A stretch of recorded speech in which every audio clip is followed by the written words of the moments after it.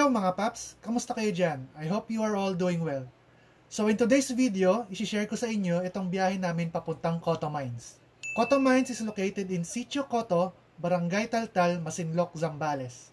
The place used to be a chromite mining site. Na-discover itong lugar na ito noong 1925 at nagsimula ang production dito noong 1965. Surface mining was discontinued on 1986. Ngayon, yung ilog na dumadaan sa paligid ng mines ay ginagamit bilang recreational site at nagsisilbing source of revenue para sa bayan ng Masinloc. That means, LGU o Local Government Unit ang nagpapatakbo dito. Ayon sa isang caretaker ng Coto Mines, kasama sa yearly budget ng bayan ang lugar na ito. Nafi-feature din itong lugar na ito sa mga iba't ibang pelikula tulad nito. Heavily featured ang Coto Mines sa movie na ito kaya lalong sumikat ang lugar na ito. Sa social media naman, meron silang Facebook page na pwede niyong bisitahin. Ilalagay ko yung link sa description sa ibaba.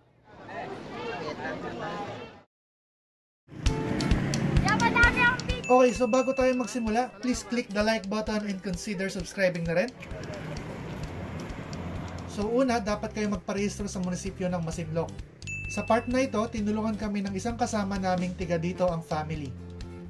Kailangan yung irehistro ang mga pangalan ng lahat ng taong sasama at ang mga plate number ng mga sasakyan na dadalhin nyo. Pagkatapos niyan, meron kayong babayaran na maliit na fee, bibigyan kayo ng papeles at resibo na kailangan nyong itago. Importante ito dahil may 3 checkpoint kayong madadaanan along the way. I-check nila yung papeles na yan. Kung wala kayong papeles na yan, hindi kayo makakapunta sa Coto Mines.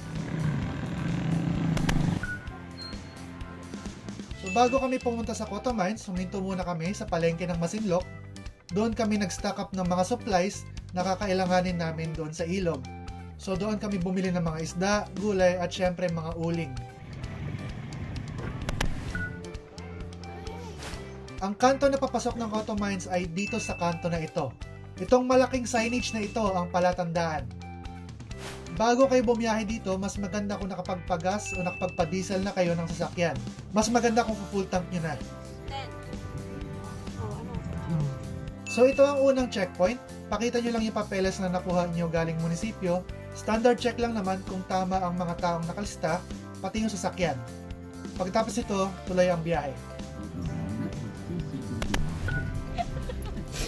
20 minutes. So let's talk about mga sasakyan na kaya makapunta sa Coto Mines. Medyo malaking topic ito. Mula sa National Highway, meron kang 25 kilometers na biyahe papuntang Coto Mines.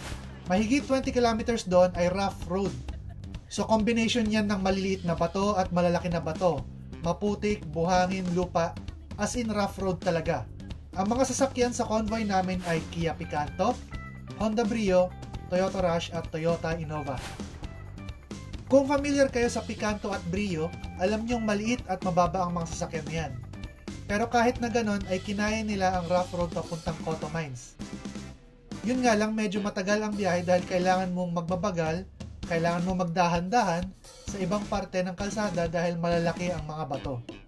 Pagdating naman sa mismong Coto Mines, kung maliit at mababa ang sasakyan nyo, tulad ng Picanto at Brio, ay suggest na iwan nyo na lang sa taas ang mga sasakyan at maglakad na lang kayo pababa ng ilog.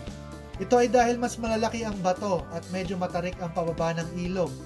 So yung dalawang maliit na sasakyan namin nahirapan bumaba at umakyat mula sa ilog. Yung Picanto kawawa kasi panay ang sayad ng front bumper sa mga malalaking bato. So kung maliit at mababa ang sasakyan nyo, I suggest na iwan nyo na lang talaga doon sa taas. Doon nyo na lang i-park. Kung gusto nyo talaga mag-travel in comfort at medyo mabilis ang biyahe, maganda kung malaking sasakyan ang dalhin nyo tulad ng Innova, mga malalaking van, at syempre mga pickup at SUV. Inabot kami ng 2.5 hours papuntang Coto Mines mula sa highway dahil umaalalay kami sa dalawang kasama naming maliliit ang sasakyan. 1.5 hours naman ang biyahe namin pauwi dahil nauna na kami sakay ang Innova. Kung motor naman ang gagamitin nyo papunta dito, wala naman magiging problema dahil marami kaming nakasalubong ng mga motor na pumupunta dito. So merong Aerox, merong Raider 150, meron pa nga ako nakitang R15 na pumunta dito. Mukhang kayang-kaya naman nilang makababa at makaakyat hanggang sa ilog ng Coto Mines. Kasi doon mismo sa Coto Mines maraming nakapark na motor.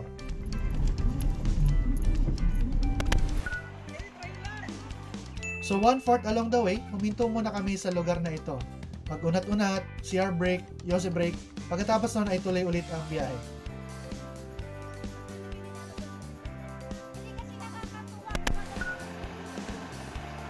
Ito naman ang pangalawang checkpoint, standard check lang ulit tulad ng naunang checkpoint.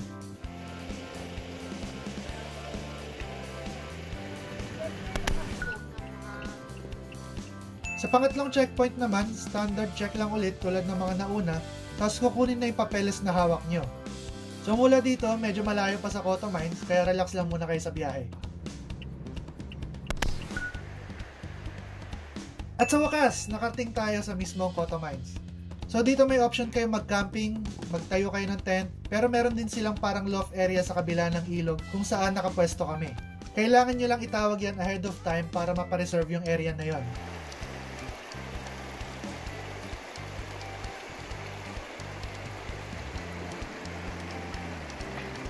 Para marating niyo yung area na may loft, tatawid lang kayo sa parte ng ilog na ito.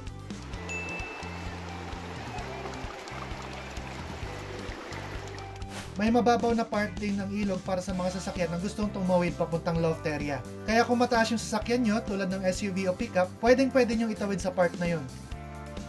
So take note, hindi nyo kailangan ng modified SUV o pickup. Kahit standard height lang yan, may tatawid niyan papuntang loft area. Ako, gusto ko sanang itawid yung Innova, kaso lang ayaw pumayag ni boss.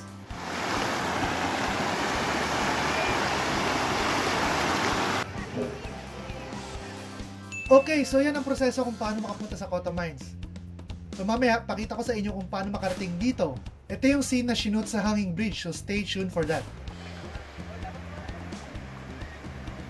So if you've been liking the video so far, please like and subscribe. Malaking tulong po yan sa channel.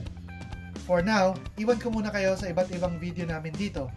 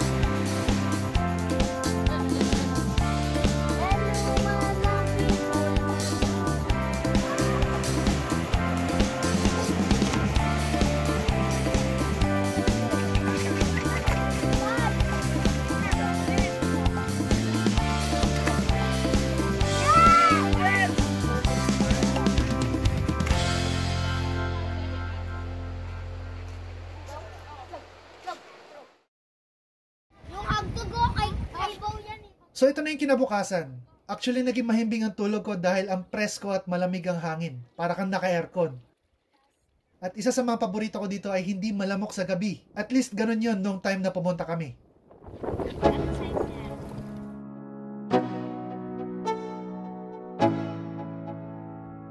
Let's go. Yo. I'm like an addict, do I gotta have it. I ain't even playing, got a really bad habit. If it moves, gotta grab it, fuse like a magnet. Lose, won't have it till I'm doomed in a casket. I ain't playing, got a weird mind. If you work 8 hours, I'ma work 9. If the shit tastes sour, you should taste mine. I'ma stay in power for a long time. Get up, nah, I ain't a quitter. Toss me the ball, I'm a really big hitter. Big picture, I'm a straight killer. Rising the song to the highest bidder. Got juice, got gas, I'ma move fast. New shoes, new tracks, like who's that? I'm new, come back, better than last. Yeah, it's a new me, never gonna look back. I'm never gonna look back. Cause damn, I was built to last. You move slow and I move fast, and that's facts. Only I can make a change. Slowly take a step today. I will never be the same. Cause that's what it takes.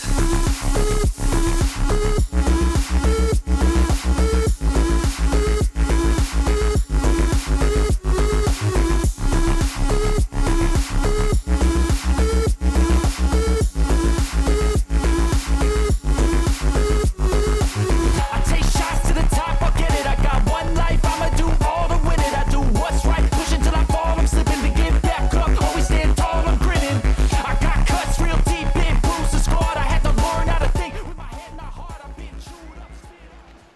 Okay, so bago kami umuwi, dumaan muna kami kung saan sinut itong scene na ito. Personally, ito ang highlight sa trip namin more than the Coto Mines itself. So para mapuntahan nyo yung hanging bridge, pupunta kayo sa lugar na ito. Sobrang lapit lang ito sa mismong ilog. Madadaanan nyo ito bago kayo dumating doon. Bale, makikiusap lang kayo doon sa caretaker kung pwedeng pumasok at makita ang hanging bridge. Please take note na sobrang luma na ang hanging bridge na ito. So please sundin nyo lahat ng bilin ng caretaker going forward. Don't panic. Hindi mo.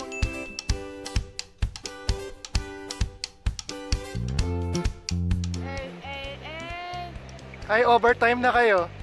5, 4. Doble bayad na yan. Kala mo ba iba?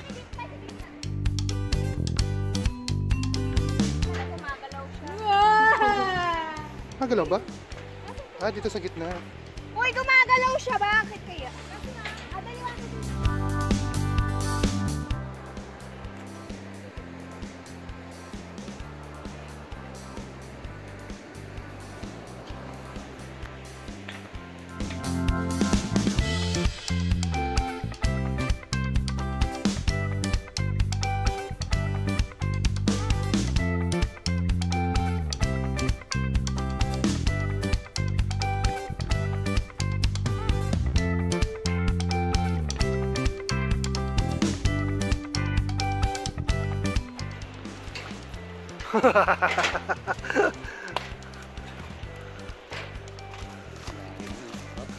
Sino tong mga to?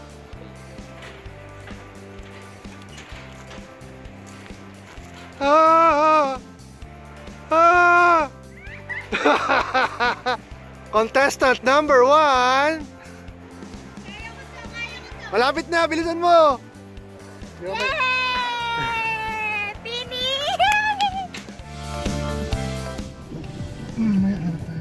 So that's it for today's video mga paps. Hopefully naging informative itong video na ito. If not, sana na-entertain ko kayo. If you like this video, please click the like button and consider subscribing na rin. Maraming salamat po sa panonood. Ako po si Mark. Ride safe lagi mga paps at kita-kits sa daan. Peace out!